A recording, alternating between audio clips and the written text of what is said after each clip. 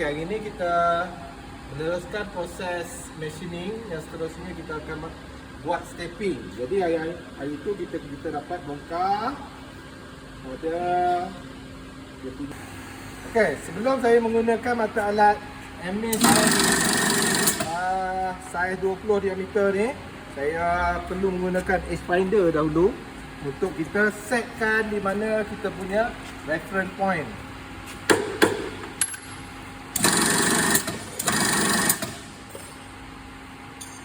Ji, tolong nak ni tekan cabut.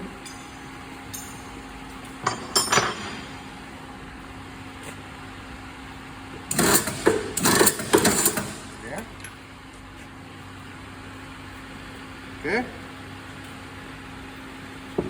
Okey, ni kita namakan edge finder. Kita nak cari kita rujuk mana kita nak letak kita punya reference point, sebab kita nak masuk pada 14 mm dan kedalaman tak menjadi masalah seperti yang kita buat sebelum ni lah. Okey. Jadi kita ikat kita punya edge finder.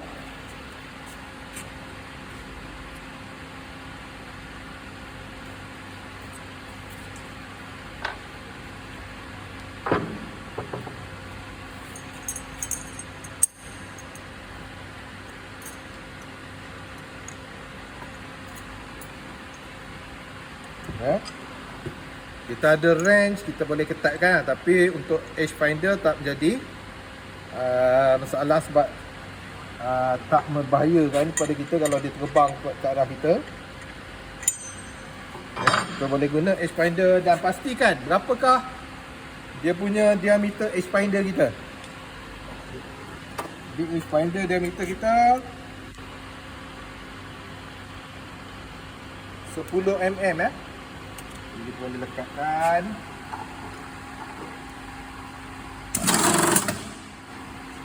Okey, boleh gerakkan.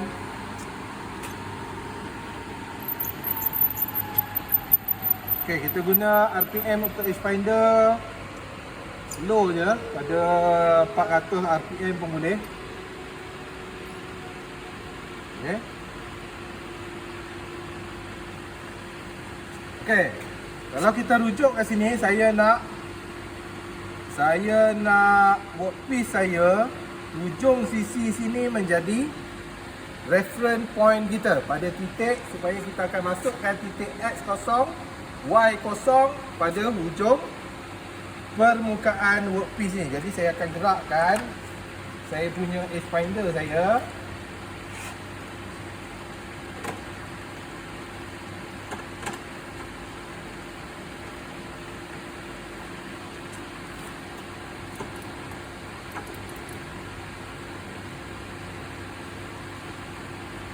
Okey, saya nak buat X sama dengan 0 ataupun Y sama dengan 0. Kedudukan saya punya edge finder kat situ tadi. Saya nak pastikan di manakah Y0 saya. Okey, jadi bila edge finder ni sentuh pada permukaan workpiece, kita nak jadikan supaya hujung edge finder tu parallel dengan atas dia. Okey. Saya rasa dah okey. Jadi kita boleh buat Y sama dengan 0 Y sama dengan 0 untuk paksi Y, sebab kita ambil sisi, kita gerakkan pada paksi Y. Untuk X sama dengan 0, kita gerakkan jentik sikit edge finder sampai kita sentuh dia punya sisi.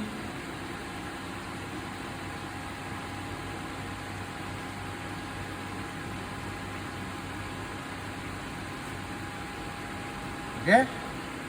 Kita boleh set X sama dengan 0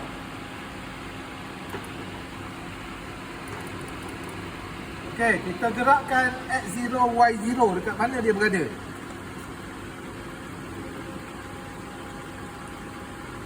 Di RO kita nak tunjukkan supaya dia X0, Y0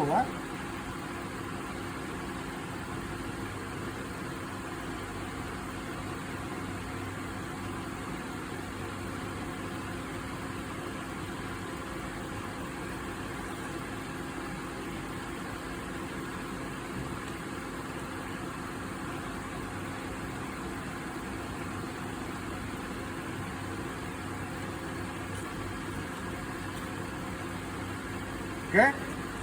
Lebih kurang 0.5 micron M ya.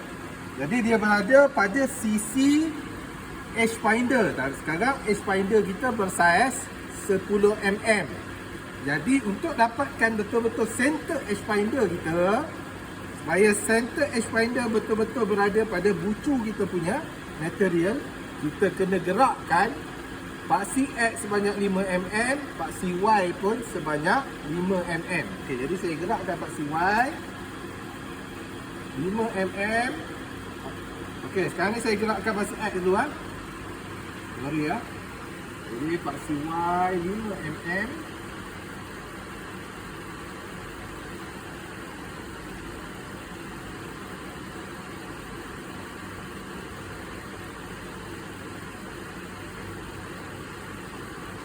Okay, lebih kurang bahan paksi Y pun kita gerakkan table kita ke dalam sebanyak 5 mm.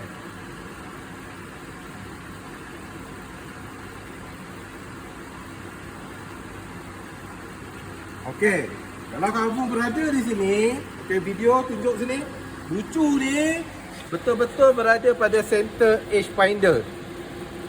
Okey, jadi edge bucu ni betul-betul duduk dekat center edge finder. Jadi dekat sini kita boleh set up kita punya DRO digital readout ni.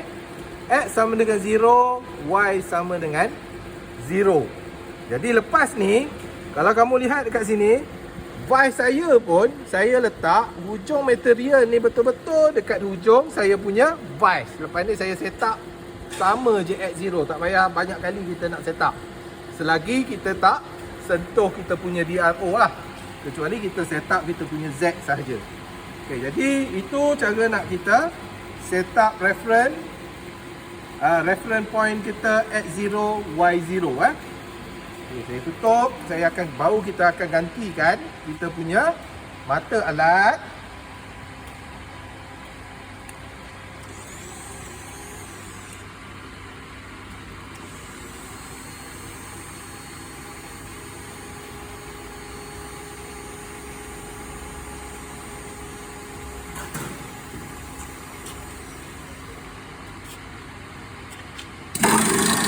Okay, kita mesti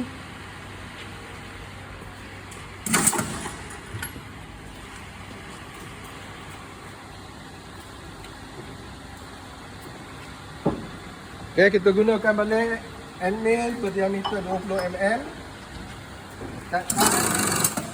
Okey, tadi X dan Y0 kita dah set, tak ada jadi masalah. Cuma sekarang kita nak set Z pula sama dengan 0.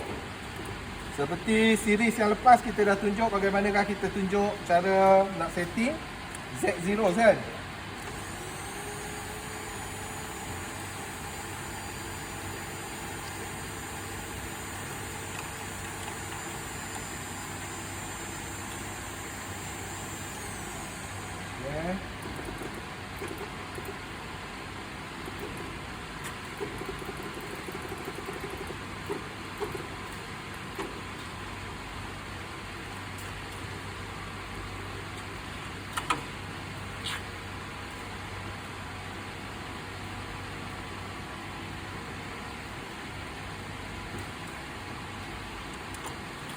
Okey, Z0 kita keluarkan balik kita punya admin.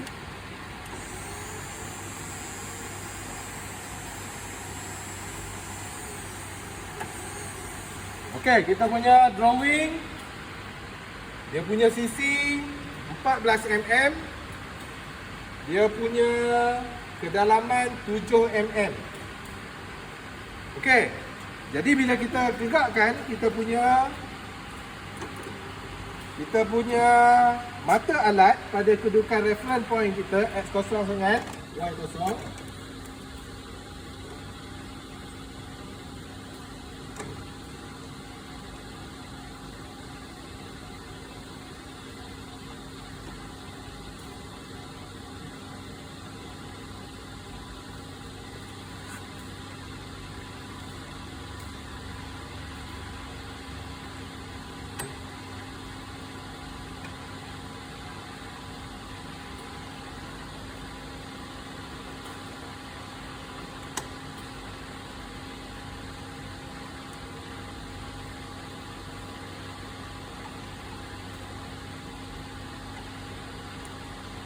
Okay.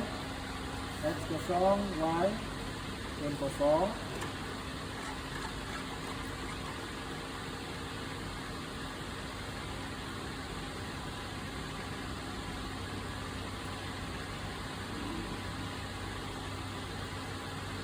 Okay. Jadi kita punya mata alat ni betul-betul tengah mata alat betul-betul pada bucu kita punya material. Okey, center mata alat kita punya betul-betul berada pada bucu material. Jadi mata alat kita seperti yang kita tahu tadi adalah 20 mm. Jadi dia separuh sahaja daripada diameter mata alat. Dia berada pada paksi Y sebanyak 10 mm. Jadi kita perlu bawakan mata alat kita ni sebanyak 4 mm lagi. Jadi kita perlu Y ni bersamaan 4. Jadi supaya kita akan dapat saiz yang kita nak potong untuk proses taping ni pada 14 mm. Jadi saya gerakkan lagi Y ni supaya menjadi 14.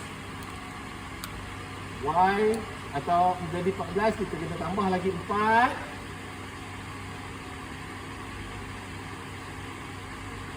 Okay. Jadi kalau kita tengok daripada sisi ni, sebenarnya kita punya proses taping ni kita cuma masukkan kedalaman sahaja, manakala sisi 14 dia punya lebar ni kita jalan sekali harung je lah.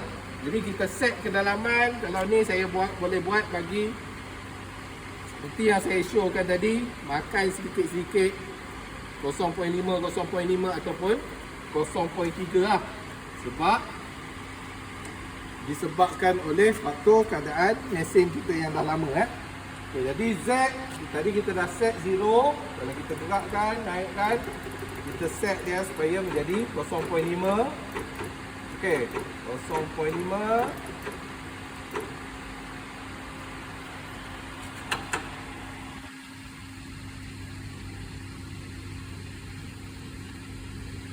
Okay. Jadi kita boleh set kelajuan sama seperti dahulu sebab masih menggunakan diameter 20 mm. Okey, jadi kita gerakkan sedikit demi sedikit. Okey, sebelum tu pastikan kita pakai goggle lah. Safety. Okey, jadi kita pusing.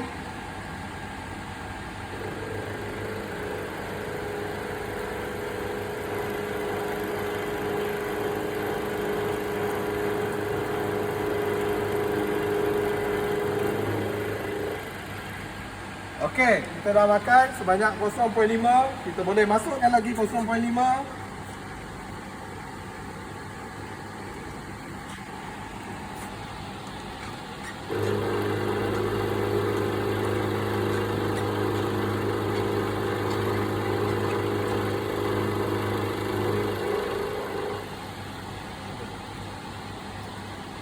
Okey, seterusnya inilah proses taping kita. Kita akan potong sehingga kedalaman sebanyak 7 mm.